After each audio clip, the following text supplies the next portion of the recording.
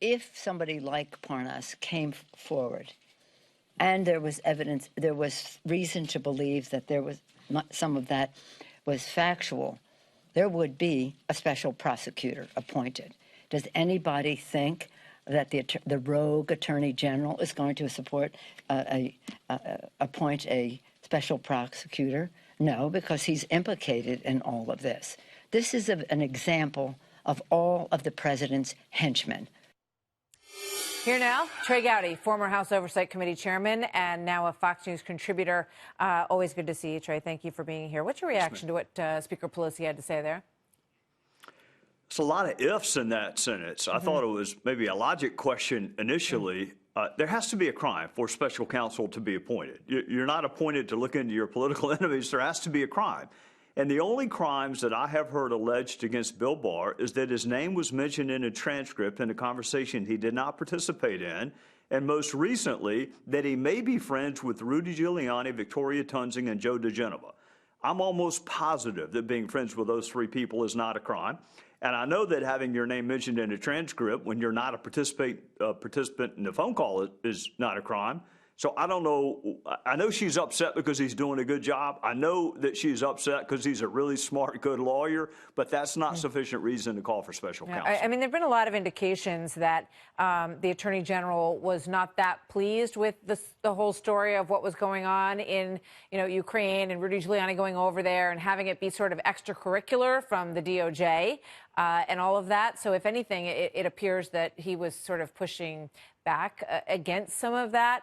At least it's been suggested. And I just want to read the statement from the Department of Justice spokeswoman, Carrie Kupek, who said that it's 100% false what Lev Parnas has professed there. She went on to say the president has not spoken with the Attorney General about having Ukraine investigate anything relating to former Vice President Biden or his son. The president has not asked the Attorney General to contact Ukraine on this or any other matter. The Attorney General has not communicated with Ukraine on this or any other subject, nor has the Attorney General discussed the matter or anything related to Ukraine with Rudy Giuliani. That's a repeat, actually, of a September 25th statement. But apparently Nancy Pelosi puts a lot more credence in Lev Parnas, who's, facing trial than she does in the statement of the Attorney General of the United States. Yeah, so contrast what Bill Barr, whether you like him or not, and I happen to like him a lot, has a really, really good reputation. And he's not currently under indictment either, by the way. Contrast that with what Lev Parnas said. And even in the interview, he starts off with absolute certitude. He knows it. And then the next thing out of his mouth is, well, he had to. And then the third thing out of his mouth is probably.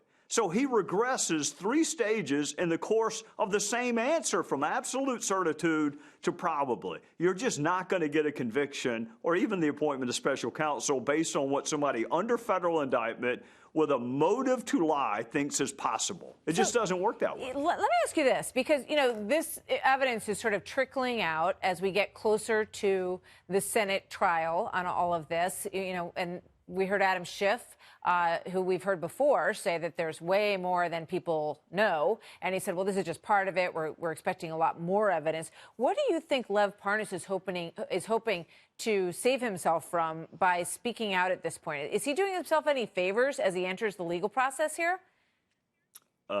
He is not. Same thing, Michael Cohen. Remember, Michael Cohen went before a House committee and wants what's called a 5K 1.1 or a Rule 35. He wants a sentence reduction.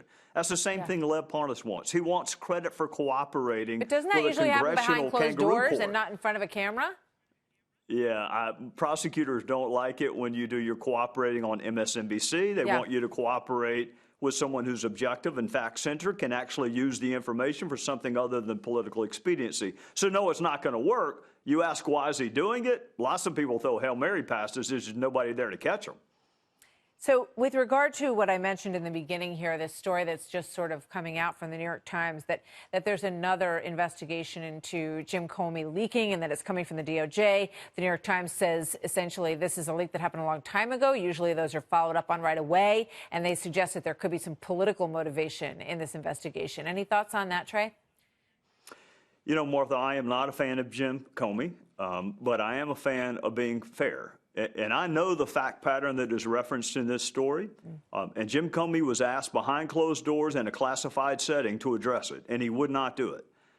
His response was it was so highly classified, he wasn't even going to tell people that were cleared to hear it in a classified setting. So let the record be clear, I'm not a fan of Jim Comey's, but I am a fan of being fair to people, and I'm not going to indict him or convict him based on New York Times reporting. And my experience with him on this very fact pattern, the subject of the article, he would not address it even in a setting where he could do so. And it would have benefited him to do so, and he still did not do it. Yeah, very interesting.